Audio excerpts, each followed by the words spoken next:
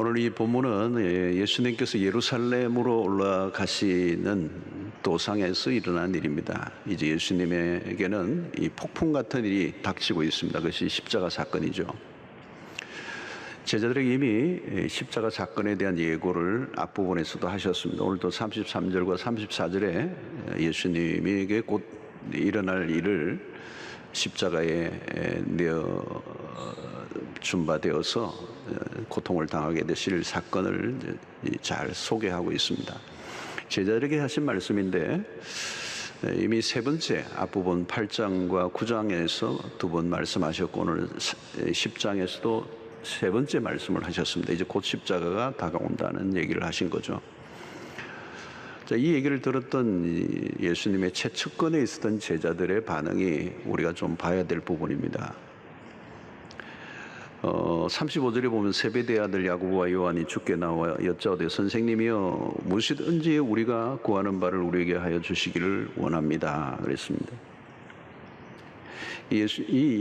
이것은 이 야고보와 요한이 생각하는 것은 예수님이 이제 십자가 지셔야 되는 이 사건에 대한 이해를 잘 못하고 있는 거죠.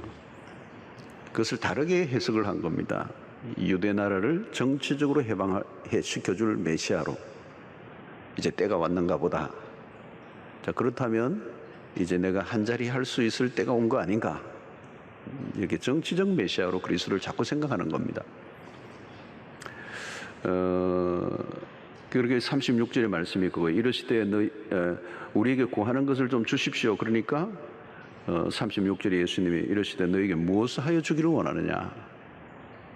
37절에 여짜오되 주의 영광 중에 우리를 하나는 주의 우편에 하나는 좌편에 앉게 하여 주옵소서 그랬습니다.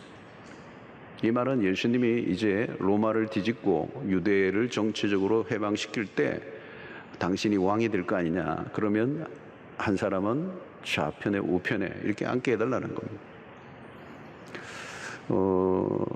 38절 예수님이 이렇게 얘기하십니다. 예수께서 있을 때 너희는 너희가 구하는 것을 알지 못하는도다. 내가 마시는 잔을 너희가 마실 수 있으며 내가 받는 세례를 너희가 받을 수 있느냐. 이거는 예수님의 십자가 사건을 얘기하는 거예요. 그런데 39절에 그들이 말하되 할 수 있나이다. 이 말귀를 계속 못 알아듣고 있는 거예요. 그리고 무식하면 용감하다고. 지금 막 아무 말 잔치 하는 것 같아요. 아무 말 잔치. 얼마 있지 않아서 예수님이 사실 십자가에 매달렸을 때의 팻말에 유대인의 왕이라는 팻말을 걸어놓았어. 예수님을 조롱하기 위한 것이죠. 유대인의 왕. 자, 근데 예수님의 오른쪽과 왼편에 누가 이렇게 매달려 있습니까? 강도들이 매달려 있습니다. 상당히 이제 시사적인 것입니다. 야고보와 요한이 당신의 나라가 임할 때 나를 오른쪽 왼쪽에 앉게 해달라. 이 말의 의미가 얼마인지 아느냐? 매달리는 거다 같이. 이 얘기를 하는 겁니다. 제자들의 진위가 드러나고 있어요. 그들은 그리스도가 당하실 고난에는 전혀 관심이 없습니다. 예수가 메시아로서 로마를 뒤집었고 유대 나라를 최고의 국가로 세워주기를 꿈꾸는 거죠. 이들이 바라는 것은 세상의 영광이라는 겁니다. 제자들 역시 예수님이 힘을 갖기를 원한다. 힘. 이게 세상적인 방식입니다. 여러분, 언제나 힘으로 뭘 하려고 하는 것. 세상은 힘으로 권력을 잡죠. 그러면 그 권력을 힘으로 잡으면 어떻게 되죠? 또 다른 힘이 생겨요. 힘의 역풍. 또 다른 힘에 의해서 또 그 권력을 잃어버려요. 이게 권력의 싸움인 거죠. 예수님은 전혀 다른 방식으로 하나님의 나라를 이루고자 하시는데 그것이 뭡니까? 십자가입니다. 십자가. 십자가는 어떤 것이죠, 여러분? 힘으로 하는 게 아니고 힘을 해체하는 거예요. 힘을 내려놓는 거예요. 세속적인 힘과 경쟁하지 않았습니다. 제자들이 전혀 못 알아듣는 거죠. 이 예수님의 제자들의 민낯이 지금 드러나고 있습니다. 이들은 예수님의 그 가시는 길과 정반대의 길을 지금 추구하고 있는 것이죠. 서로 한자리 하려고, 탑이 되려고, 그죠? 우리 세상에서도 늘 일어나는 총선이나 대선이 일어나면 치열한 권력 투쟁이 막 벌어져. 모두가 내가 나라를 구할 사람이라 이렇게 얘기하지만 깊이 들어가 보면 개인적 야망일 경우가 거의 대부분이에요. 예수님은 세상에서 일어나는 일들을 훤히 알고 계세요. 42절에 이렇게 예수께서 불러다가 이러시되 이방인의 집권자들이, 이 이방인의 집권자는 그 당시 로마를 얘기하겠죠. 이방인의 집권자들이 어떻게 하느냐? 그들을 임의로 주관하고 자기 마음대로 하는 거예요. 그 고관들이 그들에게 권세를 부리는 줄을 너희가 알거니와. 임의로 주관한다는 말은 뭘까요? 자기 중심적으로 권력을 이용한다는 거예요. 그런 권력의 행포에 의해서 유대 나라가 지금 고통을 겪고 있는 겁니다. 그런데도 제자들은 그 세상을 흉내내고 있는 거예요. 여러분, 세상의 권세자들은 사람들 위에서 군림을 합니다. 잘못 뽑으면요, 백성이 고통을 당해요. 여러분, 우리가 정치인들보다 힘을 가진 날은 딱 하루예요. 투표하는 날. 선거하는 당일이에요, 당일. 그날 유일하게 우리가 그 정치인보다 위에 있어요. 근데 선거가 끝나면 모든 권세는 정치인들에게 넘어갑니다. 그래서 투표를 할 때 잘 해야 됩니다. 시민들의 정치 활동은 투표를 통해서 나타내야 돼요. 투표할 때. 여러분, 군림하는 리더를 뽑으면 안 됩니다. 근데 여러분, 인간은 권력 지향적입니다. 이 권력 지향은 본능이에요, 본능. 꼬마들도 모이면요, 서로 이게 우두머리 되려고 그래요. 이 권력은 매력적인 것이거든요.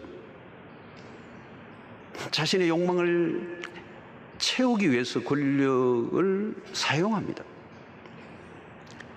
권력을 가진 자는 자기의 목적을 이루는 수단으로 삼죠. 이 권력의 속성이 뭐냐? 타락이에요, 타락. 그래서 절대 권력은 절대 타락한다. 유명한 말이잖아요, 여러분. 권력이 사람을 변질시켜버려요. 왜? 인간에게 있는 타락한 본성 때문에 그래요.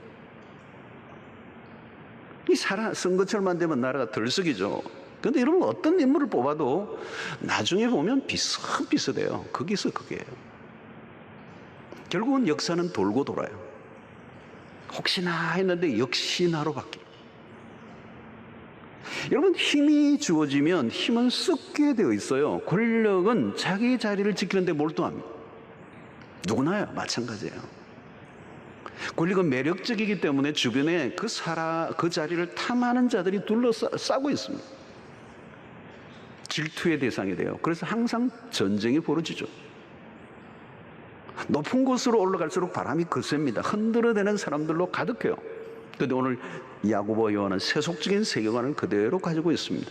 제자들 역시 권력 지향적이에요. 그들은 높은 자리를 탐하고 있습니다. 이들은 그리스도가 그동안 가르쳐 주신 것과 반대의 길을 걷고 있습니다. 마태복음을 보면 이 제자들의 어머니들까지 합세를 해요. 치맛바람의 역사는 깊습니다. 마태복음 20장의 20절로 21절을 보십시오. 그때 세베대 아들의 어머니가 그 아들들을 데리고 예수께 와서 절하며 무엇을 구하니? 예수께서 이르시되 무엇을 원하느냐 이르되 나의 이 두 아들을 주의 나라에서 하나는 주의 우편에 하나는 주의 좌편에 앉게 명하소서. 불법 청탁입니다. 위험한 거래를 시도하고 있는 거예요.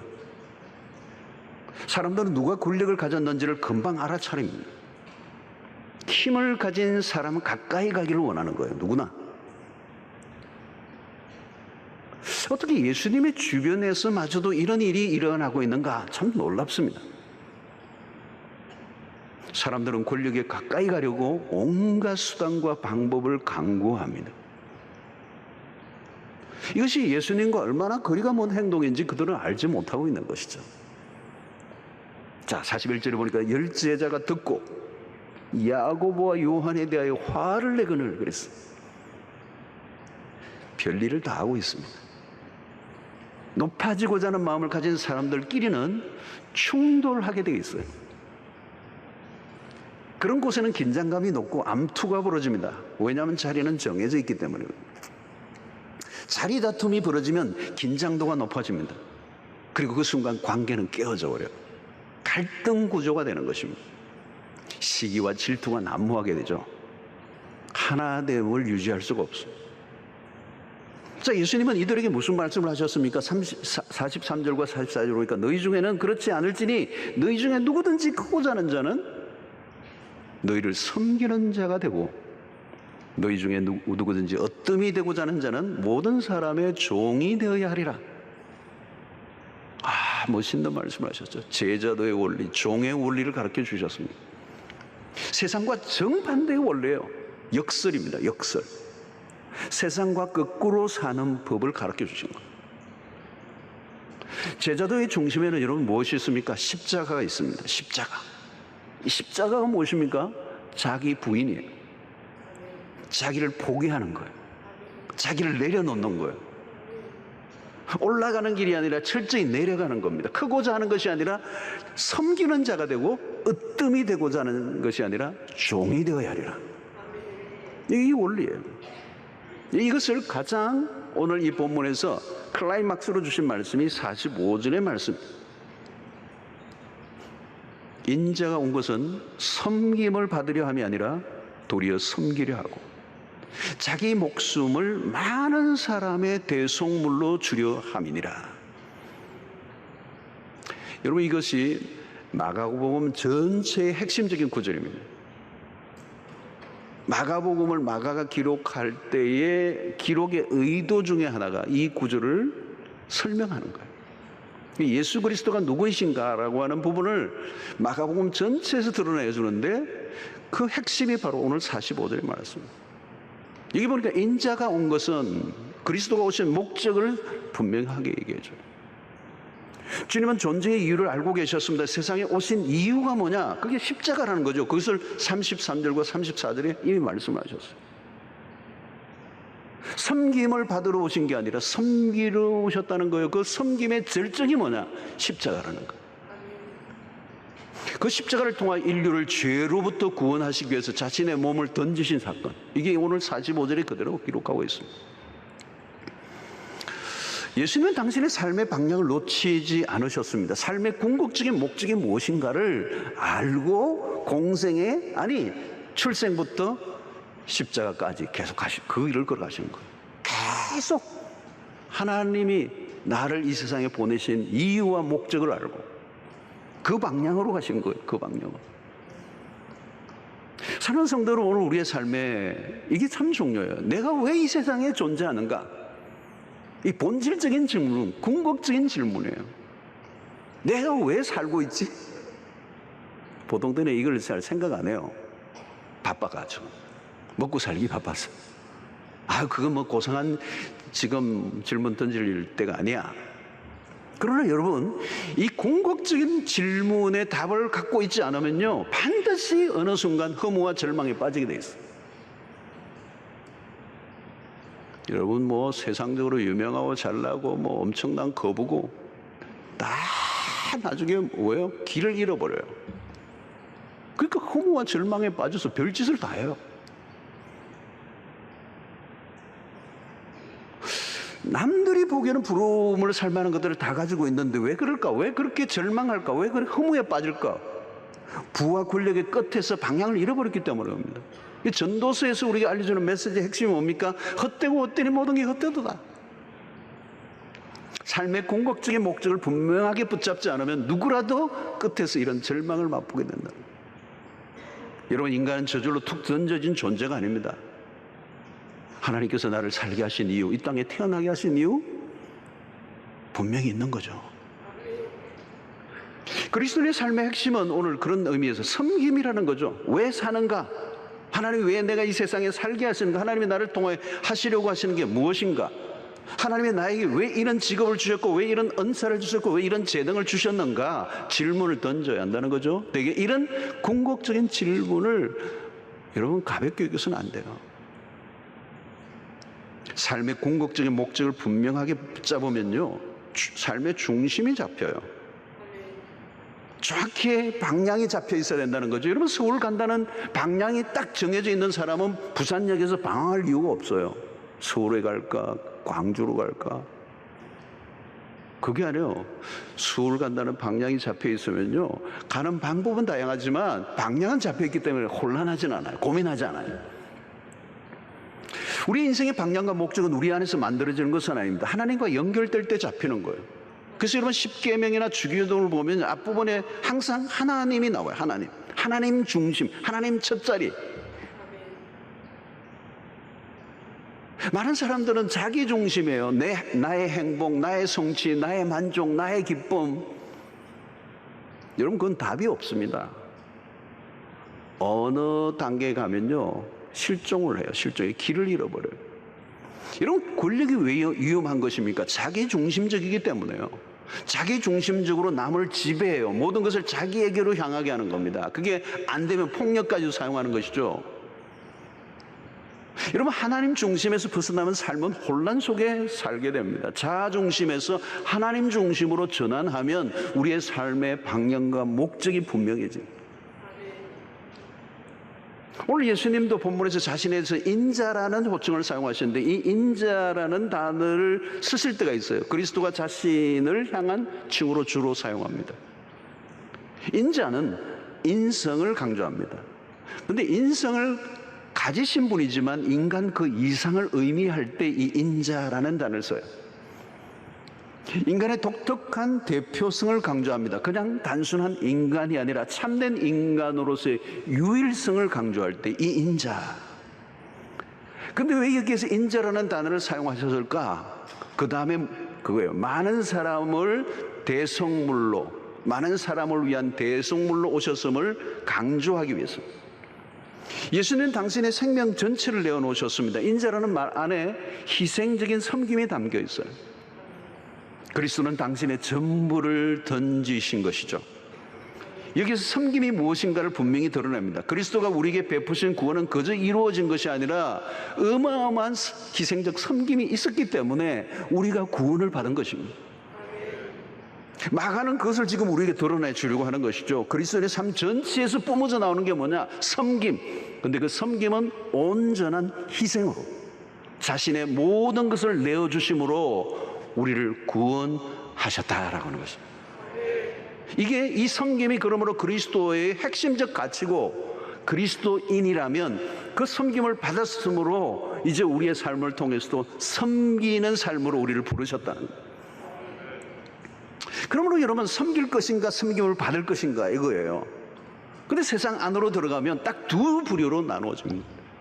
일평생 섬김을 받는 쪽으로만 살다가 끝나는 사람이 있고, 어떤 사람은 일평생 섬기는 자로 살다가 끝나는 사람이 있어요. 그럼 어떤 삶을 살기로 원하세요? 섬김을 받기만 하면요, 그것을 우리는 소비적 인생이라고 얘기할 수 있어요. 어린 시절은 누구나 섬김을 받는 위치에 있습니다. 엄마의 젖을 먹고 이유식을 하고, 그야말로 엄마의 지극한 돌봄을 받죠. 그러나 조금씩 성장을 하면 달라져요. 자기 일을 자기가 알아서 하기 시작합니다. 철저히 의존적인 섬김을 받다가 이제 어느 정도 자립이 되기 시작합니다. 그걸로 끝나면 안 되죠.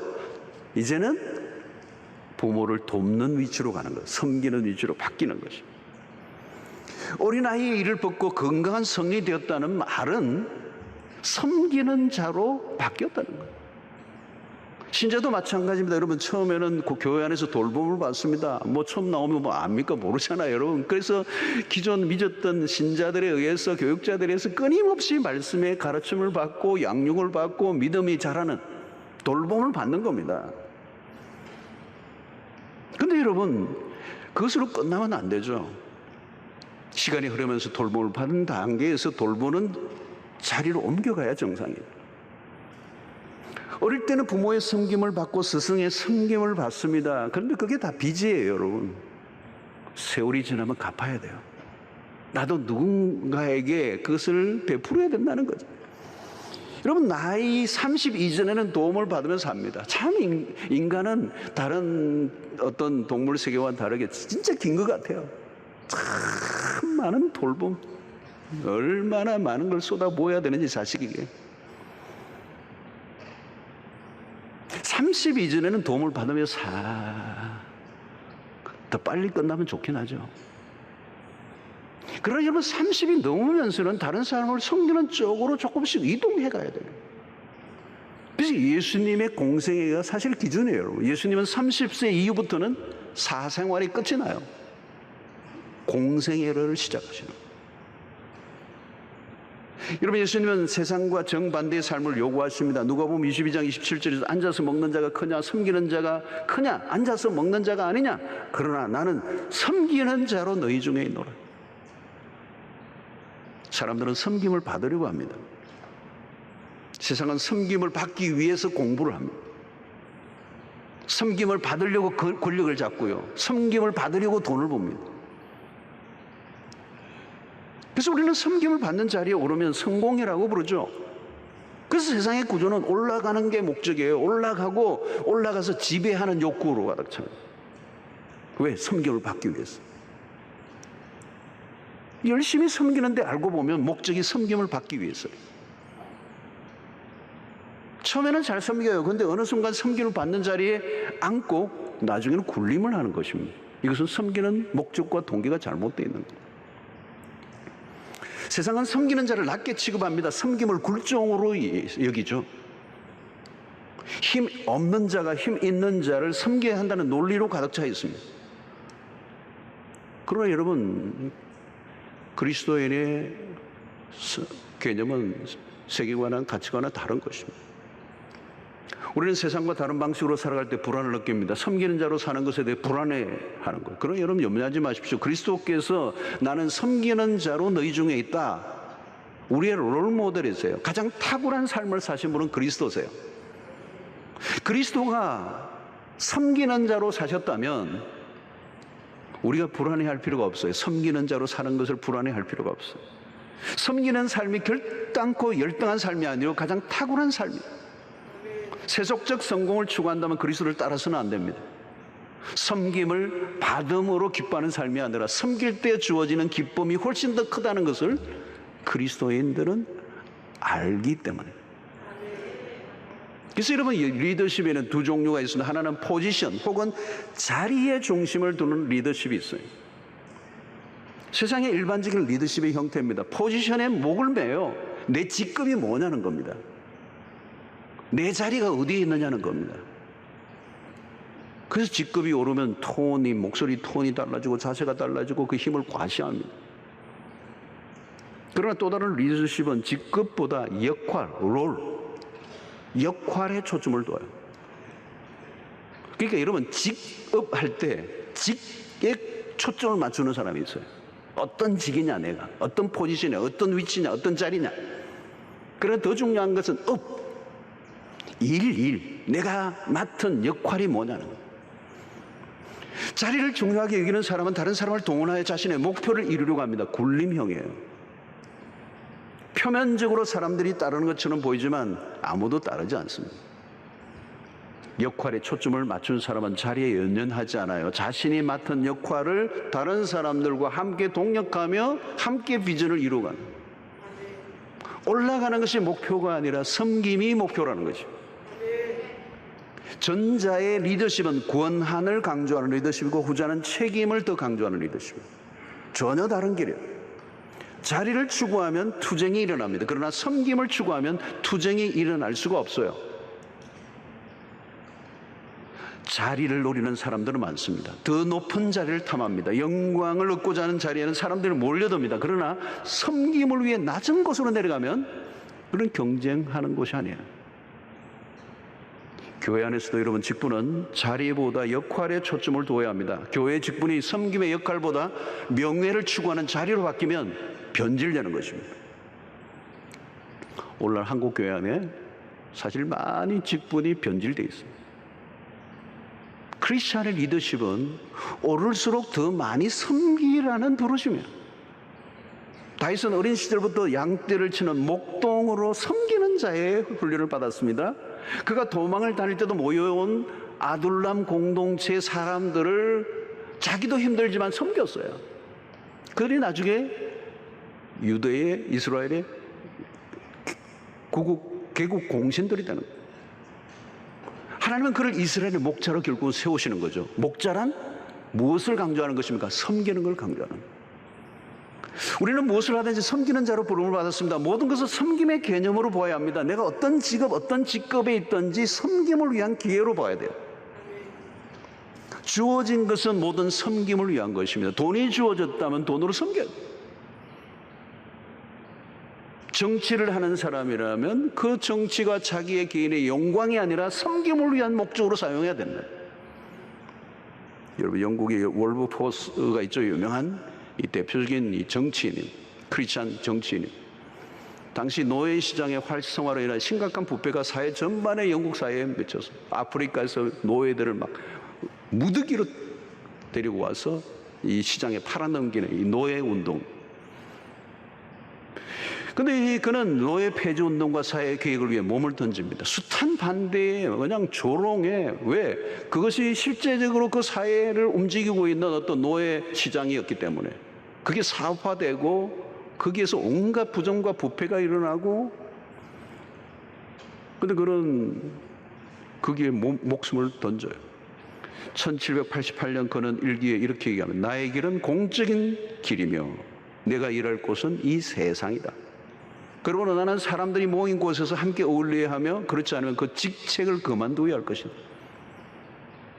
믿음으로 포기하지 않고 노력한 결과 그가 죽기 3일 전 1825년 그가 66세 되던 해 상하원 모두 통과되어 노예 제도가 영국 속에서 사라지게 되었습니다.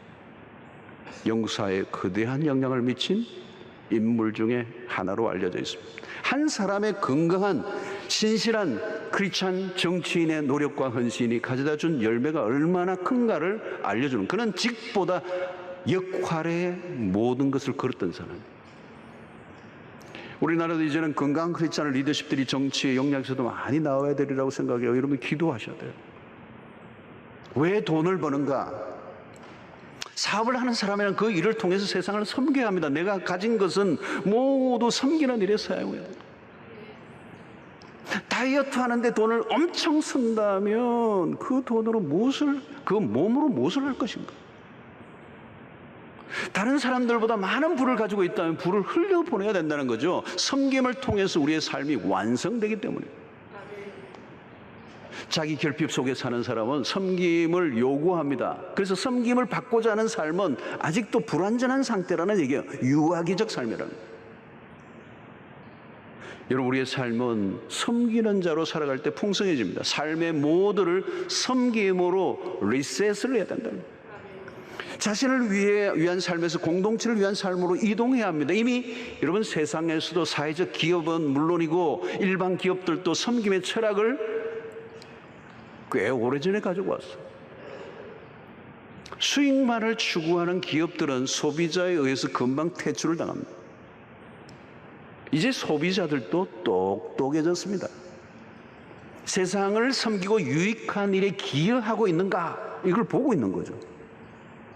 그래서 기업주들도 요즘 상당한 기부를 하고 있어요. 이게 일종의 운동이 되어 있는데 기부하지 않으면 안 되는 사회적 압력도 있는 거예요. 섬김의 개념을 가지고 있지 않으면 배척을 당하는 시대가 되었습니다. 돈만 하는 기업의 물건을 소비자들이 더 이상 사주지 않았습니다. 그래서 재능 기부라는 말들도 여러분 하죠. 자신의 재능을 공공재로 사용하라는 거예요. 개인의 영광과 개인의 어떤 이익만을 추구하는 것으로 쓰지 않고 사회 전체의 유익을 위해서 내어놓는 거예요. 사랑하는 성도는 우리가 가진 것은 자세히 보면 내 것이 아닙니다. 누군가의 끊임없는 우리 사회에, 우리의 관계망 속에 섬김을 통하여 오늘 내가 있는 것입니다. 갑자기 하늘에 뚝 떨어진 게 아니에요. 나의 실력과 재능도 누군가의 지속적인 섬김이 없었으면 불가능한 일입니다. 그러므로 내가 가진 것은 모두 빚이죠. 공공의 선을 위해 사용해야 합니다. 세상 안에서 섬김의 리더십을 발휘해야 돼요. 굴림이 아니라 섬김의 리더십은 눈에 띄게 되어 있습니다. 세상 안으로 여러분 들어가 보십시오. 모두가 지쳐 있습니다. 현대사회는 극심한 노동을 요구해요. 경쟁 속에 살아가던 사람들은 누군가를 섬길 여유를 가지지 못합니다. 피곤하여 자기 몸 하나 간수하기도 힘들어요. 모두가 나를 섬기라고 요구하죠. 그래서 오늘 시대를 우리는 소비주의 시대라고 얘기합니다. 소비주의가 지금 극에 달해 있는 시대예요. 너의 행복을 위해 소비하라. 일하다 지친 당신 스스로에게 주문을 막 외워요. 당신이 누릴 자유가 있다.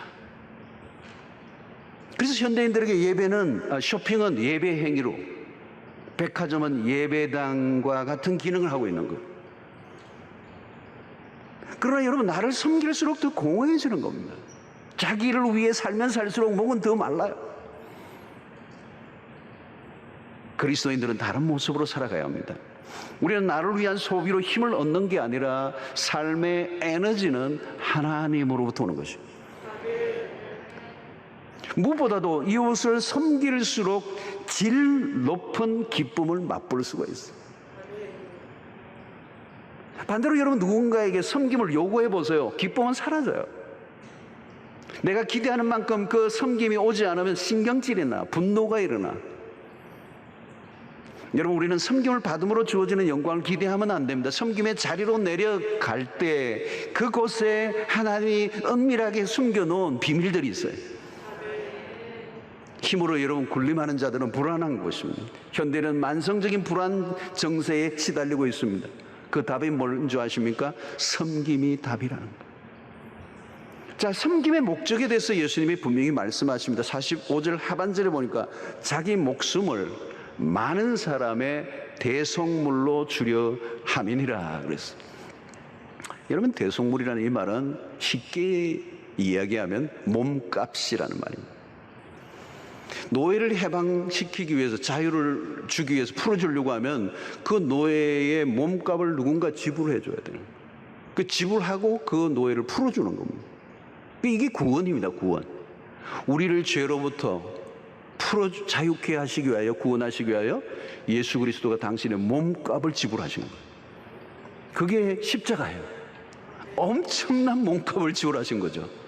우리의 편에는 구원이 공짜지만 그리스도의 편에서는 어마어마한 대가를 지불하신 거예요. 우리는 그 그리스도를 통해 받은 이 섬김은 너무 커서 표현을 할 수가 없는 것입니다. 여러분, 십자가를 이해하신 그리스도인들이 있을 거예요. 전부는 아닙니다. 그러나 십자가를 이해한 사람은 그게 싸늘한 교리가 아니고 지식적이고 이론적인 게 아니고 그리스도가 하나님이 당신의 전부를 던지신 사건이라는 사실을 깨닫고 나면 그 섬김을 받은 그리스도인은 가만히 있을 수가 없어요. 십자가 앞에 무릎을 꿇는 이유가 무엇입니까? 그리스도의 희생 때문이에요. 그리고 이 희생을 통하여 하나님께서 우리에게 허락하시는 것은 우리를 구원하시려고 하신다는 거예요. 그래서 여러분, 우리가 어디를 가든지 우리가 섬김의 목표는 뭐냐? 그 섬김을 통하여 그 사람이 구원을 얻게 하는 것입니다. 우리가 복지를 위해서도 수고하고 이웃들에게 여러 가지 사랑을 표현하고 그들의 필요를 채워주는 것도 필요하지만 가장 중요한 것은 그리스도가 오신 목적이 뭐냐? 그리스도가 몸을 바치신 이유는 우리를 죄로부터 구원하시기 위하여. 그래서 여러분, 선교지에 가서 병원도 세우고 학교도 세우고 다 하지만 그걸로만 끝나면 안 되는 것이죠. 그 일을 통하여 그리스도를 믿게 하고 구원의 역사가 일어나야 된다는 거죠. 사랑하는 성도 여러분, 오늘 우리는 이 섬김과 복음이 함께 가야 합니다. 삶의 자리에서 묵묵히 섬기는 자로 살아가고 남이 알아주든 알아주지 않든 변함없는 모습으로 희생의 삶을 살아가게 될 때 우리의 삶을 통하여 복음이 드러나고 예수 믿는 역사가 일어나게 될 줄로 믿습니다. 여러분, 마음을 우리가 조금만 낮추면 할 일이 넘치고 넘칩니다. 사람들 위해 군림하려고 하면 할 일이 없어져요. 그러나 섬기려고 하면 할 일이 너무 많아요. 여러분, 코로나 이 팬데믹이 길어지면서 우리 사회에 어려운 분들이 너무 많아지고 있습니다. 코로나 팬데믹이 우리의 삶을 힘들게 하고 우리도 힘든 건 사실이지만 여러분, 어려운 우리의 이웃들이 너무 많아지고 있어요. 그리고 이 코로나 팬데믹으로 인하여 이 포스트 코로나의 우리의 사회적 이 변화 가운데 하나는 개인주의의 심화를 많은 사람들이 얘기해요. 지금도 우리는 개인주의화된 시대를 살지만 더 심각한 개인주의화 될 것이다. 이게 우리가 전망하는 것입니다. 또 그런 하나의 변화 가운데 리바운딩이 일어나는데 굉장히 뭔가 폭발하는 것들이 일어나는데, 최근에도 여러분 뭐 조금 풀리니까 미국 같은 데도 분노 쇼핑을 하는 거예요. 막 화가 나가지고 막 쇼핑을 하는, 그동안 못한 거 막, 못한 게 그렇게 화가 나는지 모르겠지만 막 그냥 욕구 불만이 막 표출되는 거예요. 자기를 위하여 소비하는 문화가 더 강력해진다는 거예요. 여러분, 오늘 이 사회가 굉장히 어려워지면서, 그러면서 더 사람들은 소외되고 더 외로워지고 더 어려운 사람들이 많아지게 되는 것입니다. 이 코로나 팬데믹이 한국 교회 안에도 굉장히 어려움을 주고 있고 힘든 게 사실이에요. 지금 수도권도 예배를 지금 뭐 비대면으로 다 바뀌는 상황이 이 4차로 오니까 굉장히 어려움을 겪고 있어요. 그러나 저는 하나님께서 이 일을 통해서 분명히 하시는 일이 있을 줄로 믿습니다. 이 어려운 이웃들에 대해서 한국교회가 어떻게 섬김으로 나아갈 것인가. 지금까지도 우리는 많이 섬겼지만 하나님은 그 섬김에 머무르지 않고 희생을 하라고 원하시는 거예요. 단순히 서비스하는 정도가 아니라, 조금 만족하게 하는 정도가 아니라, 그 한국교회가 이 어려운 이웃들을 향하여 sacrifice, 그리스도께서 당신의 몸을 던지셨던 것처럼 우리가 그 희생의 섬김을 세상 가운데 드러낸다면 복음이 더 빛을 발하고 더 많은 사람들이 구원의 역사에 들어오게 되는 놀라운 일들이 일어나게 될 줄로 믿습니다. 사랑하는 성도는, 오늘 이 본문 속에서 우리가 주시는 핵심적인 메시지는 우리가 높아지고 우리가 더 영광을 찾는 세속적인 어떤 힘을 가지는 것이 성공이 아니라는 거죠. 그리스도인에게 진정한 성공은 섬기는 자의 삶을 살아가는 것. 우리의 어떤 위치에 있든지 어떤 상황에 있든지 어떤 자리에 있든지 상관없이 우리의 삶의 모든 것을 섬김의 기회로 바꾸라고 주님이 말씀하시는 것이. 여러분이 가게를 하더라도 그것을 여러분 돈을 버는 개념이 아니라 섬기는 자의 개념으로 바꿔보십시오. 어떤 사업을 하든지 어떤 위치에 있든지 어떤 자리에 있든지 내가 세상적으로 성공했든지 성공하지 않았든지 상관없이 내 삶의 모두를 섬김으로 바꿀 때, 그리스도께서 우리를 섬기기 위해서 바치셨던 그 삶의 롤 모델을 우리가 붙잡고 살아가고, 섬김의 개념, 이 계급적이고 투쟁적이고 권력지향적인 것이 아니라 철저히 섬기는 자로 살아가게 될 때 하나님께서 우리의 삶을 송두리째 바꾸어 주시는 놀라운 역사가 있게 될 줄로 믿습니다. 우리의 삶을 완성할 뿐만 아니라 우리를 온전한 그리스도인으로 성숙시킬 뿐만 아니라 우리의 삶을 통하여 하나님의 나라가 바꾸어지는 역사가 일어나게 될 줄로 믿습니다. 여러분, 어떤 사람은 나에게 위로가 필요한 분들이 있어요. 여러분, 위로를 아무리 받아도 해결되지 않아요. 그러나 내가 나보다 더 약한 자들을 향하여 섬기는 자리로 나아가면 그 섬김 속에 하나님이 나에게 위로를 주신다는 거예요. 나를 회복시켜 주시는 역사가 일어난다는 거죠. 여러분, 섬김 안에 비밀이 너무 많아요. 섬길 수 있다면 그게 축복입니다. 내가 섬긴다고 애를 쓰고 땀을 흘렸는데 알고 보면요, 하나님이 나를 사용해 주신 거예요. 하나님의 손에 붙들려져서 내가 쓰임받았다는 것처럼 영광스러운 것은 없습니다. 여러분, 내 인생에 내가 지금 아무리 힘들고 어떤 위치에 있든지 상관하지 말고, 세상은 끊임없이 올라가려고 하지만 우리는 끊임없이 내려가 겸손하여 우리에게 맡겨진 영역 속에 내가 섬길 분량을 감당하는 일에 힘쓰는 여러분들 되시기를 주의 이름으로 축원합니다.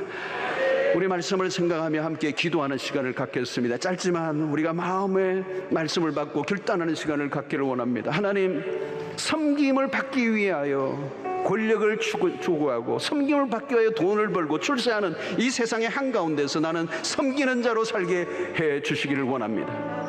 섬기는 기쁨을 알게 하여 주시기를 원합니다.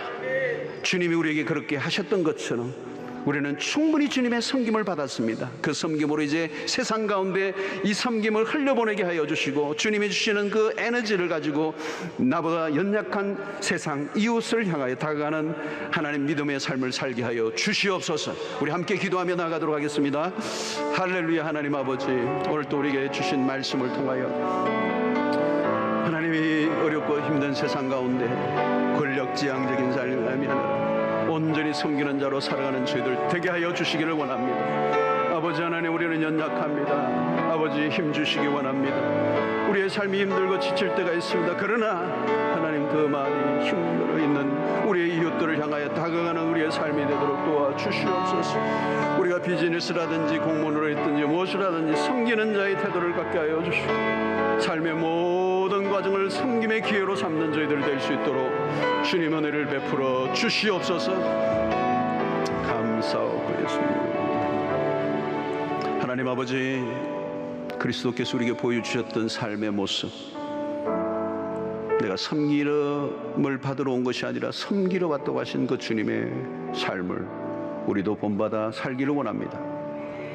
우리의 삶의 모든 상황 속에서 어떤 조건이 있든지 섬기는 자로 살게 하여 주시옵시고, 섬김을 통하여 구원의 역사를 나타내는 주의 백성들 되게 하여 주시옵소서. 기쁨을 잃어버린 삶을 산다면 섬김을 통하여 기쁨을 회복하는 역사가 일어나게 하여 주시옵소서. 예수님의 이름으로 기도하옵나이다. 아멘.